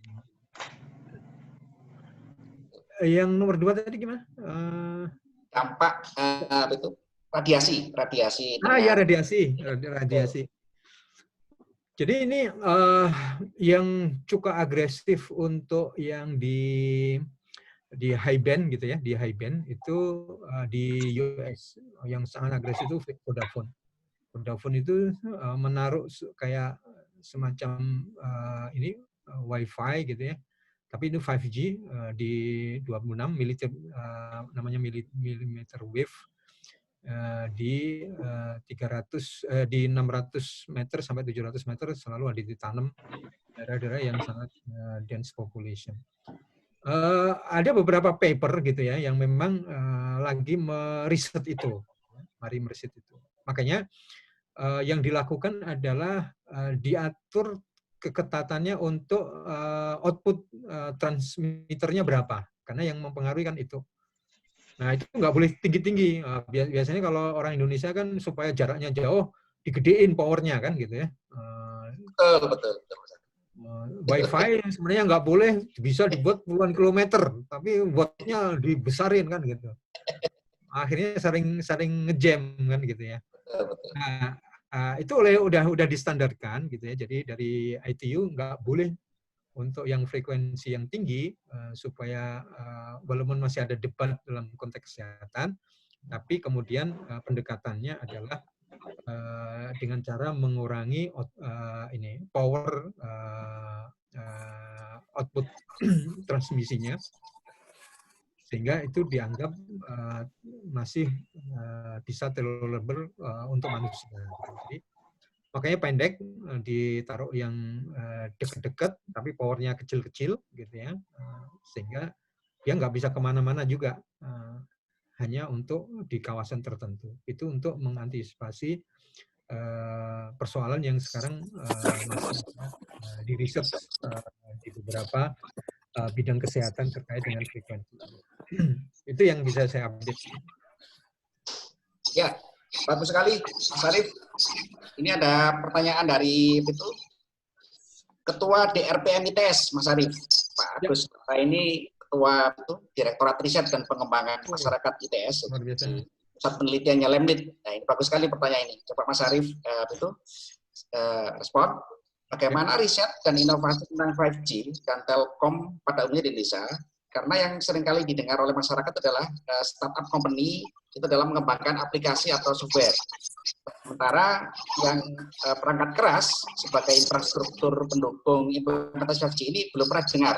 Ya, seperti mungkin transmitternya, receivernya, atau mungkin juga device signal processing-nya seperti itu ya. Nah, itu kan ada peluang bagi teman-teman di ITS mungkin maksudnya Pak Hatta ini. Coba mungkin Mas Arief memberikan gambaran, ada nggak peluang kita bisa andil dalam si perangkat keras atau infrastruktur fisiknya, Mas Arief? Monggo Mas Arief. Ya, ini saya pikir pertanyaan menarik dan menurut saya ini timing yang tepat gitu ya. Saya sekarang lagi melakukan POC juga yang kebetulan ya perusahaan asing ya, tapi bukan pemain-pemain global. Jadi ini startup. Itu sudah established. Kalau nanti bisa dicari namanya Mavenir. Terus satu lagi namanya Parallel Wireless. Yang menarik apa? Nah, ini yang menarik apa? Tadi ya. Jadi seluruh seluruh yang disebut dengan network element, BTS itu nanti di dalamnya ada RRU, ada BBU kan gitu ya. Ini bahasa teknis ya. Equipment lah yang di dalam sebuah BTS itu gitu ya. Yang saya nggak nyangka itu sebenarnya isinya adalah motherboard x86. Iya. Jadi nanti semua itu perangkat apapun itu nggak kemana-mana, isinya hanya itu. Sehingga kekuatannya apa? Kekuatan di software. Nah, makanya nanti ada yang namanya network function virtualization. Jadi fungsi-fungsi network, contoh router melakukan switching, itu yang melakukan sudah bukan perangkat keras, tapi software itu sendiri. Gitu. Nah, ini sudah ada beberapa source code yang bisa dijadikan riset bareng, dikembangkan gitu ya, untuk di sana. Jadi nanti ada namanya Open Run license, Open Run community. Nanti caranya ORAN. Itu mulai Facebook sendiri. Nah, ini menarik nih. Mengerikan ini Facebook ini. Facebook sendiri itu membuat sebuah community besar yang namanya TIP. Jadi nanti tulis di Facebook TIP Facebook. Karena kemarin kita masuknya lewat itu. TIP Facebook. Tujuannya apa? Membuat equipment BTS yang sangat murah. Sehingga kalau bisa masing-masing orang itu bisa membuat BTS sendiri kan gitu ya. Dan itu menguntungkan Facebook karena kalau nanti orang punya istilahnya bisa membuat BTS sendiri gitu ya. Di mana-mana ada BTS, usernya Facebook naik juga. Dia semakin kaya raya juga. Jadi gamenya Facebook agak berbeda, tapi saya hanya ingin menceritakan keterkaitannya aja. Jadi maksud saya, kalau pertanyaan riset itu, maksud saya gini, makanya kalau tadi berpikirnya sepertinya kita masih melakukan manufacturing hardware, memang berat, saya harus katakan begitu. Tapi jalan itu tidak ke sana. Paham ya? Jalan itu tidak ke sana, jadi jangan dikhawatirkan itu lagi tentang masalah hardware. Hardware-nya X86, motherboard X86. Udah itu aja. Makanya saya tanya, mana X86 Anda? Gitu. Sekarang ya, teman-teman bisa membayangkan ya, mungkin kalau yang dulu pernah kerja praktek di mana, di Indosat, di Telkom atau di mana, ada switching. Gedenya, aduh, besar sekali untuk menyambungkan percakapan dari nomor ini ke nomor ini, itu besar. Sekarang itu semua diganti X86. Yang menjalankan itu tinggal software aja gitu. Nah, software itu namanya network function virtualization. Semuanya divirtualisasi. Yang melakukan virtualisasi adalah sebuah fungsi di software. Nah, jadi nanti bisa dilihat di OpenSF. Di OpenSF itu juga bagian salah satu community besar yang memberikan ini. Jadi nanti sedikit agak teknis. Jadi nanti hardware-nya X86. Terus nanti ada yang kalau mau yang di atasnya lagi untuk semacam OS-nya gitu, namanya OpenStack. Nah, itu yang juga ada yang free. Jadi nanti Pak Hatta dan teman-teman bisa bareng-bareng di situ beli hardware-nya aja, PC, diinstal OpenStack. Kalau yang berbayar, yang berlisensi itu bisa VM, virtual machine, VMware. Kalau mau boleh dua-duanya gitu ya. Terus baru kita bangun fungsi-fungsi radio, fungsi-fungsi BTS, itu sendiri sudah ada ini ya, source code-nya. Dan itu menurut saya ini. Nah, itulah yang saya melihat, tiba-tiba kenapa Vietnam sendiri mengatakan, saya nggak butuh beli hardware dari siapapun. Kami Vietnam sudah bisa membuat 5G infrastruktur sendiri. Waduh. Udah kayak gitu mereka. India kemarin mendeklarasikan juga gitu. Kita bisa terlepas dari global player karena kami sudah bisa membangun 5G sendiri infrastrukturnya. Ya karena semuanya PC base sebenarnya gitu. Karena ini ya teknologinya melompat gitu ya. Teknologinya melompat dari yang semuanya itu dibuat ketergantungan dengan hadirnya sebuah hardware gitu kan, kayak tadi kan. Orang buat ini tiba-tiba sebenarnya roadmap-nya itu jalannya berbelok. Semuanya tuh bisa dilakukan di software, di hardware yang sama kan gitu ya. Jadi yang nanti peran BTS, peran switching, peran core network gitu ya, gateway itu semuanya duduk di kursi yang sama yang namanya X86, tinggal diisi software-softwarenya apa. Oh ini software untuk ini, software ini, maka dia akan berfungsi kotak itu menjadi kotak switching, kotak BTS gitu ya. Nah itu yang kemarin kita lagi uji coba. Artinya itu bisa dikomersialisasikan. Nah mumpung ini masih ada waktu, saya mau sarankan, mungkin ada satu riset center sendiri yang mendalami untuk SDN ini, SDN NFV biasanya gitu. Jadi software different network, kemudian network function virtualization, itu semuanya untuk mengabstraksikan yang selama ini hardware itu diabstraksikan kemudian divirtualkan menjadi sebuah software. Yang kita yang penting jagoan ngoding, nah itu bisa. Nah, itulah yang saya lihat sematnya Vietnam sama India yang kemudian dia mendeklarasikan negara kami nggak membutuhkan infrastruktur 5G karena kami sudah bisa lagi. Ini pertanyaan bagus dan menurut saya sangat sangat menarik untuk di follow up di teman-teman di kampus. Ya, terima kasih Mas Arief, ya kan. Ini Mas Arief masih ada 2 pertanyaan lagi, nggak apa Mas Arief ya? Boleh, Ada boleh. 2 pertanyaan lagi. Ya, Ya. ya. Yang ini dari M. Rafiq, ya kan, alumni Teknik Fisika ITB 2001, ya kan. Oh, ini ada teman dari ITB ya, yang ikut ya. Terima kasih teman ITB yang ikut, ya kan. Selamat 100 tahun ITB ya. Kita dari ITB ucapkan selamat betul telah berusia 100 tahun. Nah, ini pertanyaan Mas Arief ada itu. Tadi disebutkan peletakan radio sel dan antena 5G akan sangat padat. Apakah bisa diberikan kisaran angka jarak per berapa jauh atau berapa tower per kilometer persegi? Jadi ini density service gitu kan oleh oleh transmitter kan per kilometer persegi kira-kira berapa Mas Arief? Ya. Kemudian seberapa urgentkah untuk implementasi 5G di Indonesia? Maka Mas Arief? Ya, jadi sebenarnya secara ITU yang mengatur telekomunikasi sedunia di salah satu badannya PBB, mereka sudah membuat sebuah penataan di frekuensi karena dimanapun di semua negara juga frekuensi itu terbatas. Itu ada tiga band gitu ya. Jadi disebut dengan low band, mid band, dan high band. Ya, jadi high band itu yang tadi di 26 sampai 28 giga gitu ya. Jadi sangat tinggi. Nah, kita mungkin masih paham kalau yang di frekuensi tinggi memang dia punya kelemahan-kelemahan gitu ya. Nah, punya kelemahan-kelemahan terhadap jarak, terhadap barrier gitu, ada obstacle dan sebagainya, dia pasti nggak bisa nembus karena frekuensinya sangat pendek.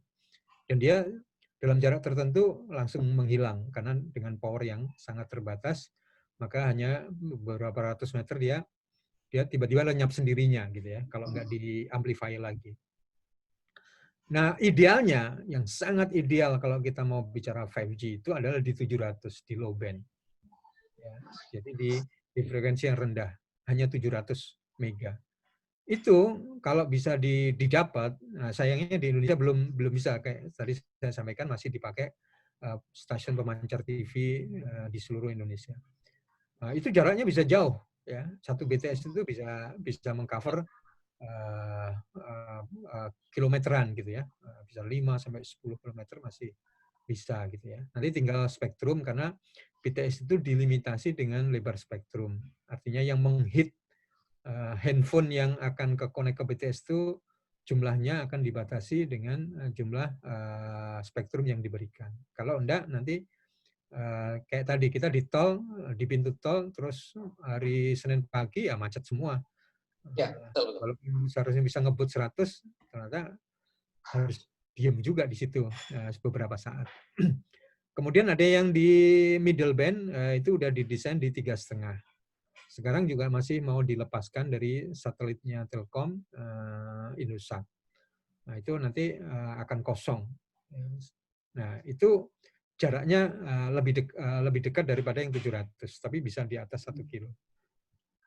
Nah, kalau kita main di 26, 28 kan gitu ya, karena frekuensi yang tinggi, maka dia seputarannya hanya 600-700 meter.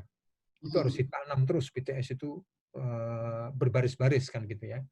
Untuk tadi, satu menghindari power yang tinggi, karena dia akan punya radiasi, sehingga dia harus pendek, tapi dia harus density. Tapi kenapa dibuat seperti itu? Dia cocok juga untuk di daerah mana? Di daerah yang sangat padat. Ketika orang berkumpul di stadion gitu ya, kalau dia hanya dilayani oleh satu BTS, maka BTS itu akan kolaps. Ya, ya. Tapi kalau di sebuah kerumunan banyak, terus BTS-nya banyak, maka kerumunan itu akan bisa dibagi-bagi. Kamu dapat dari sini, kamu dapat dari sini, kan gitu ya. Itu bisa diatur. Sehingga semua orang yang berada di situ mendapatkan layanan yang nyaman. Jadi memang nanti untuk yang spektrum tinggi akan digunakan untuk daerah yang sangat padat orang. Bukan sangat padat orang, sangat padat device-nya, handphonenya. Kalau orang padat nggak ada bawa handphone, nggak apa-apa juga. Jadi kalau mereka di satu tempat handphonenya banyak, populasinya, itu harus justru dibantu dengan spektrum yang tinggi ini gitu ya, supaya nanti di satu coverage gitu ya, per 100 meter persegi lingkaran dia akan dapat dari BTS yang ini. Jadi terus sambung menyambung sehingga puluhan ribu orang itu seperti itu. Nah, kalau enggak sekarang umpamanya yang 4G ketika ada sepak bola konser di Bung Karno, itu salah satunya untuk membantu supaya nggak kolaps BTS-nya, maka ditambahin namanya mobile BTS. Nanti masing-masing operator nambahin tambahan BTS cadangan di situ, nyawa-nyawa cadangan supaya nanti nggak terganggu kan gitu. Nah itu sebenarnya nanti tergantung kapan itu digunakannya gitu ya. Di daerah mana yang cocok itu spektrum yang mana. Nah, kemudian yang tadi yang terkait dengan apa ya apa kapan untuk urgensi implementasinya kan gitu ya. Kita untuk implementasi ini beberapa kan sekarang gini, di beberapa industri vertikal ya, terutama di manufacturing, karena yang manufacturing itu biasanya mereka bagian dari global corporation gitu ya. Contohnya ya, otomotif dan sebagainya, mereka kan melakukan standarisasi. Di Jepang udah 5G, efisien gitu ya. Terus mereka kayak kemarin kan diberitakan ya, ada perpindahan beberapa pabrik dari Cina ke Indonesia. Ya, betul. Nah, kalau mereka di sana sudah menggunakan 5G, di sini nggak ada 5G, itu jadi persoalan. Jadi kita tidak dianggap negara yang support terhadap direct investment dari asing. Direct foreign investment. Karena mereka juga butuh enabler dari sisi teknologi yang memadai gitu. Nah, itu sekarang banyak ya. Makanya teman-teman saya juga beberapa sebenarnya menunggu, karena sebenarnya kebutuhan itu sudah ada, terutama yang sifatnya multinational company yang kemudian dia membangun pabriknya di Indonesia, beroperasi di Indonesia, di sana sudah 5G, dan di sini belum gitu ya. Nanti mereka nggak bisa menjalankan perangkat-perangkat, instrumen-instrumen yang mereka miliki yang dibawa ke Indonesia. Nah, itu urgensi yang menurut saya ini yang menurut saya sangat dibutuhkan saat ini. Nah, yang lain sebenarnya nanti di edukasi ya.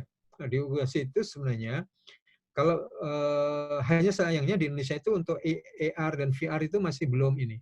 Padahal nanti ini edukasi yang tidak hanya di di pendidikan formal, tapi edukasi yang lebih ke vokasional, karena mereka disiapkan untuk langsung masuk di industri. Contoh ya,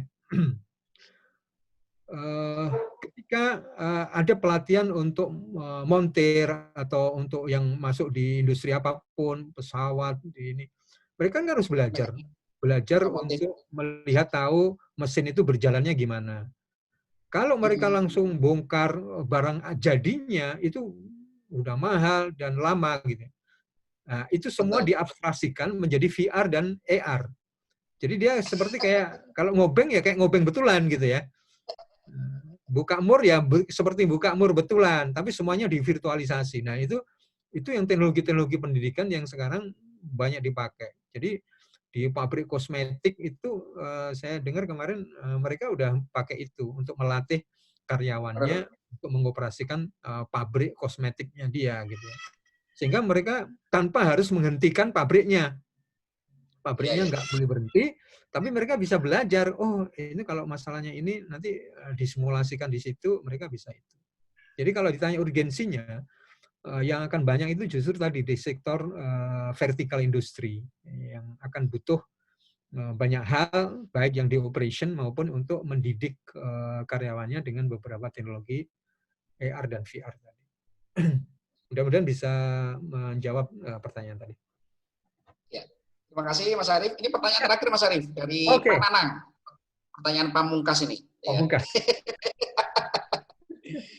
Nah ini pertanyaan beliau ini. Saat ini beberapa automation manufaktur telah mengembangkan IoT ini secara mapan ya, menggunakan beberapa platform gitu kan, long radio one gitu kan, Sigfox dan 4G LTE dan macam-macam gitu kan. Nah ini bagaimana ini apa itu yang telah diterapkan saat ini di industri gitu kan, itu nanti tinggal pakai aja di 5G kan atau yang lain gitu. Kemudian ke depan positioningnya 5G di industri ini seperti apa Mas Arief ya kan? Positioning implementasi 5G industri. Monggo Mas Arief. Ya. Jadi kalau kita bisa lihat di sini, secara umum peran mendasar itu tidak berubah, yaitu sebagai connectivity. Jadi menghubungkan satu titik ke titik yang lain atau satu titik ke beberapa titik kan gitu ya. Jadi point to point atau point to multi point. Jadi umpamanya di sebuah manufacturing ketika nanti akan ada data akuisisi dari titik-titik yang disensor gitu ya. Nah itu kan mereka butuh butuh konektivitas. Nah tadi sudah disampaikan oleh Mas Anang, konektivitas itu sebenarnya banyak. Tidak hanya 5G, tapi peran 5G salah satunya adalah konektivitas. Nah, setelah konektivitas sebenarnya kan di industrial 4.0 itu kan secara prinsip kan kita bicara tentang tentang yang sifatnya physical cyber system. Jadi satu tetap ada fisiknya, yaitu apakah pabriknya itu sendiri, tapi nanti ada peran cybernya. Di situ ada interaction, ada transaction, ada intelligence yang ada di situ. Nah, peran itu yang sebenarnya akan dimainkan di 5G. Nah, peran apa yang sebenarnya nanti lebih dominan adalah peran intelligence yang sebenarnya itu di-manage-nya di level apps. Nah, apakah semua 5G itu menyediakan itu? Enggak. Jadi nanti akan ada third party yang akan bisa dicangkokkan di 5G agar 5G itu punya intelijensia yang lebih bagus. Makanya tadi saya mengusulkan kalau ada research center yang ada di ITS atau juga di ITB itu isunya adalah tidak hanya bicara di infrastruktur 5G-nya aja, tapi di atasnya yang menambah intelijensia di 5G itu, di platform 5G itu, tolong juga dicarikan.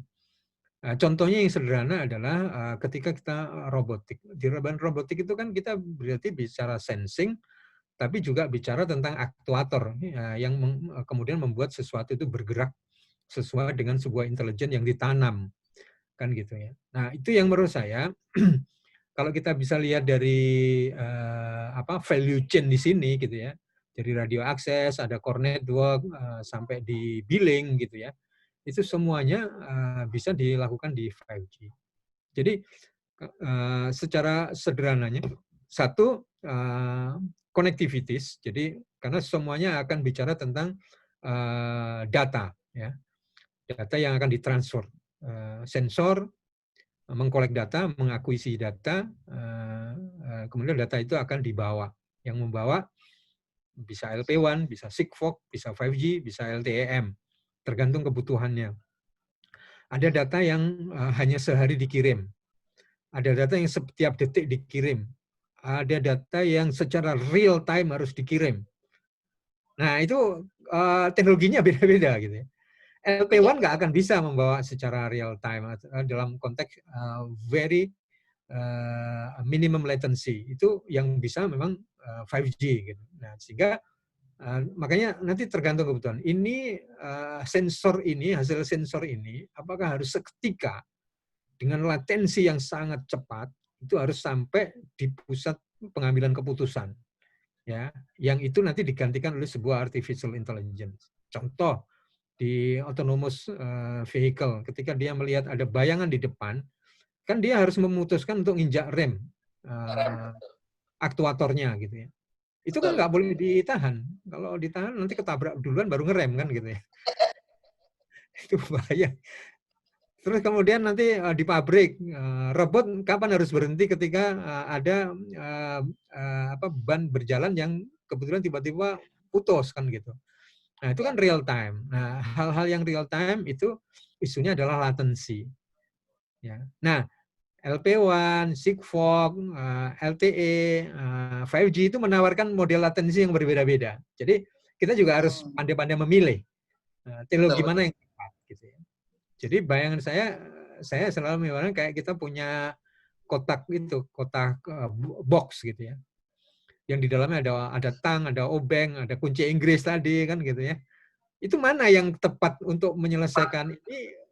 Sebenarnya nggak ada single one size fit all, itu nggak ada. Semuanya bisa ya kecuali kunci Inggris kan. Orang teknik fisika gitu.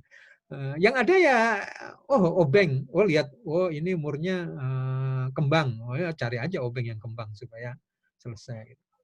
Nah yang terjadi nanti menurut saya adalah mix teknologi sesuai kebutuhan. Jadi saya pikir nggak apa-apa Mas Nanang, yang LP1 kemungkinan masih akan ada dipakai untuk di sektor ini. Nanti kan kita akan tahu ya sejauh mana kalau di manufacturing kan ada istilah OEE gitu ya, untuk melihat sejauh mana kemampuan teknologi itu menyelesaikan persoalan tentang efektivitas dan efisiensi secara overall gitu ya, dari sebuah teknologi yang dicangkokkan, diimplan di manufacturing itu. Nah itu nanti kita akan bisa tahu, oh iya ya ini butuh latensi, oh iya ya ini nggak butuh bandwidth yang tinggi kok, ngapain juga pakai 5G kan gitu ya. Nah, kita harus fair aja melihat realnya. Jadi jangan overshoot juga. Apa aja harus pakai senapan otomatis kan nggak bisa juga. Jadi semuanya tergantung dari use case. Kemudian kita lihat teknologi yang available yang mana, nah, kan gitu ya. Teknologi available yang bisa menyelesaikan ini apa? Dengan requirement yang dibutuhkan. Oh, ini butuh very low latency. Yes, itu 5G memang yang bisa nyelesain. Oh, ini butuh bandwidth yang kecil. Oh ya, berarti ini LP1 sebenarnya sudah bisa. Gitu. Nah, kami di operator sendiri juga nggak harus fanatik gitu ya. Tidak harus fanatik dengan ini. Karena gunanya apa kita punya teknologi yang banyak? Supaya satu aja bisa menyelesaikan banyak persoalan dari kliennya kita gitu ya. Sehingga itu yang kemudian kenapa kita juga belanjanya juga cukup banyak supaya kuncinya cocok semua gitu dengan yang dimiliki klien. Itu mungkin jawaban saya untuk Mas. Wah, ini betul diskusi kita sangat bagus sekali gitu kan, memberikan banyak wawasan dan juga breakthrough ya. Selama ini kita hanya mendengar samar-samar 5G gitu kan. Nah, teman-teman ya kan, ini saya diberikan pesan model dari tim panitia kan. Ini itu diskusi ini mau berakhir diskusi ini. Tapi nanti minggu depan ada lagi minggu depan ya kan. Jadi kita berikan applause yang sangat luar biasa kepada Mas Arief ya kan. Walaupun kita nggak bisa dengar applause-nya gitu kan. Nah, ini Mas Arief. Coba Mas Arief memberikan closing speech ya, closing speech gitu kan pada kita semuanya gitu kan. Apa nih yang harus kita siapkan ya kan?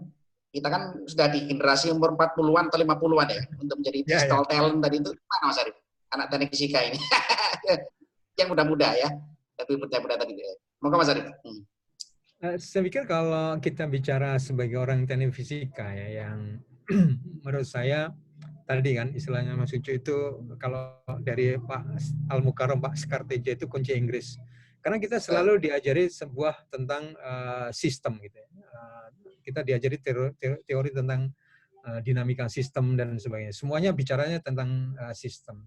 Which is kalau saya lebih mengelaborate, kita bicaranya di level ekosistem. Karena kita akan bisa melihat connecting the dot yang menurut saya itu justru kemampuan kita untuk mengorchestrate. Memang kita butuh sih keahlian-keahlian tertentu kan gitu ya. Makanya saat ini kita yang dituntut itu kan secara kompetensi, capability itu orang bicaranya T-shape. T-shape itu kita memang harus tahu kita itu orang apa gitu yang jelas. Oh, kalau dulu saya ngambil instrumentasi, kita harus tahu persis ngomong sensor, ngomong apa kan gitu ya. Tapi kita juga harus punya T yang di atasnya itu kan ada yang ke bawah, ada yang membujur ya, melintang. Karena ada 2 garis, satunya lurus ke atas, satunya tidur kan ya, sehingga bentuk T. Nah, satunya itu yang membuat kita sebagai orang teknik fisika itu bisa melihat dari view yang lain. Ya, itu yang menurut saya bagus, sehingga kita punya kedalaman, tapi juga punya keluasaan gitu ya. Jadi ada expertise yang memang kita kuasai gitu ya. Nggak harus apa yang dulu kita kuliahkan kan gitu ya. Karena tantangan kita di dunia profesional bisa membuat kita juga punya sebuah expertise yang baru. Tapi itu nggak cukup. Buatlah huruf T itu huruf yang sempurna. Jadi ada yang lurus ke atas, ada yang tidur gitu ya. Artinya yang mendatar, yang punya horizon yang lebar gitu ya. Nah, itu yang kemudian memungkinkan kita untuk selalu bisa matching untuk ngobrol dengan orang dari latar belakang siapapun gitu ya. Karena nanti solusi itu juga nggak ada yang sifatnya sifatnya satu expertise gitu ya.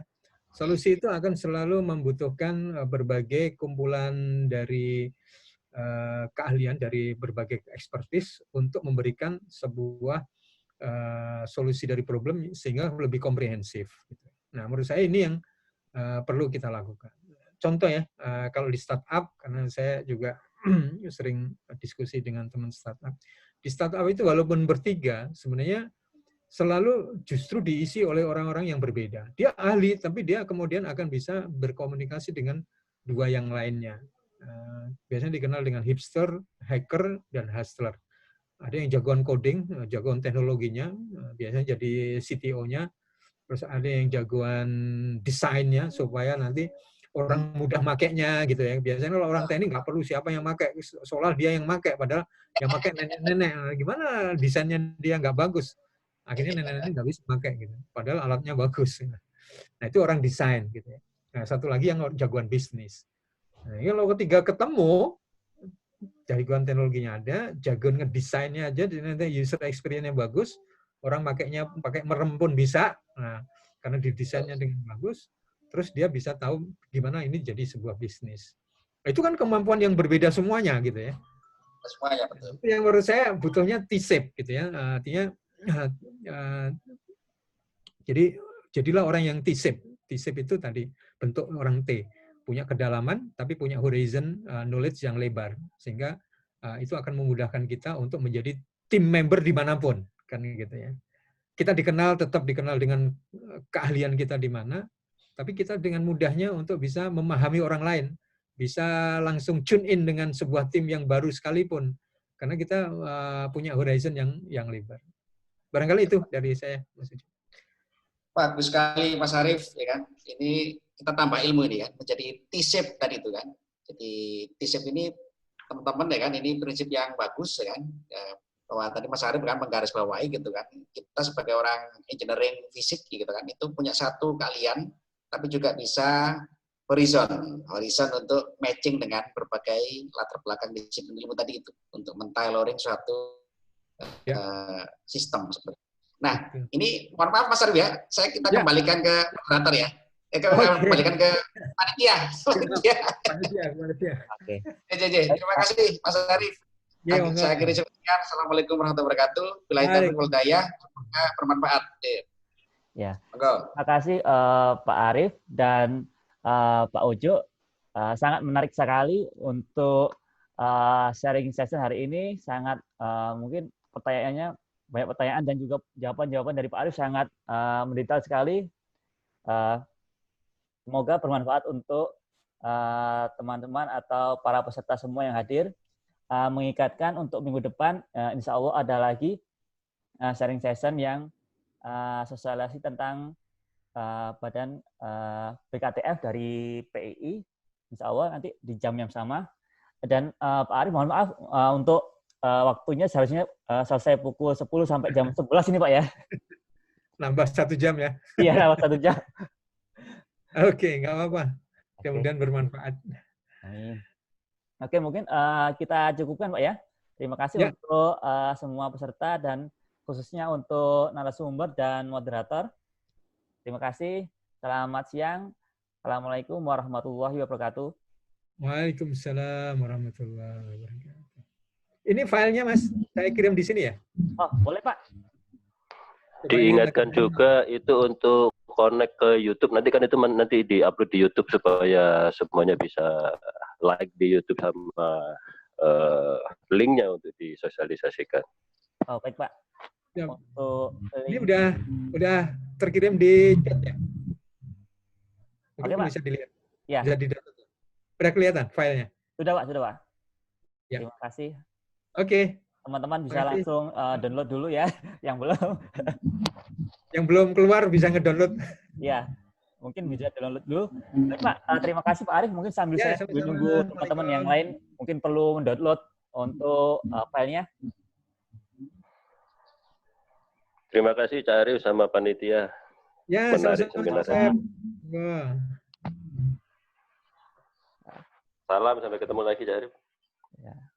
Sampai ketemu lagi minggu depan di jam yang sama. Download materi di mana? Di chat, Pak. Bisa di chat. Di chat ada yang sudah di-share sama Pak Arif.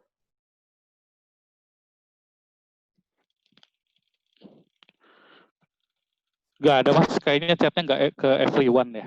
Oke. Baik, saya lampirkan ya. Atau di grup teknik fisika aja, Mas. Boleh, nanti saya share di grup. Ini saya lampirkan sekarang. Sebentar. Mungkin teman-teman Iya, lebih gampang di WA kayaknya. Iya. Biar di sini nggak kelamaan. Oke. Ya. Pak, silakan Di grup TF besar aja, Mas. Oh, baik, Bu. Baik, terima kasih. Teman-teman semua, mungkin nanti akan linknya akan di channel YouTube juga akan dikasih untuk materinya. Terima kasih semua. Waalaikumsalam. Selamat berakhir pekan. Ini baru bisa nih, kayaknya baru muncul ya. Iya. Jangan keluar dulu ya, tak download dulu ya. Ya, baik. Silakan.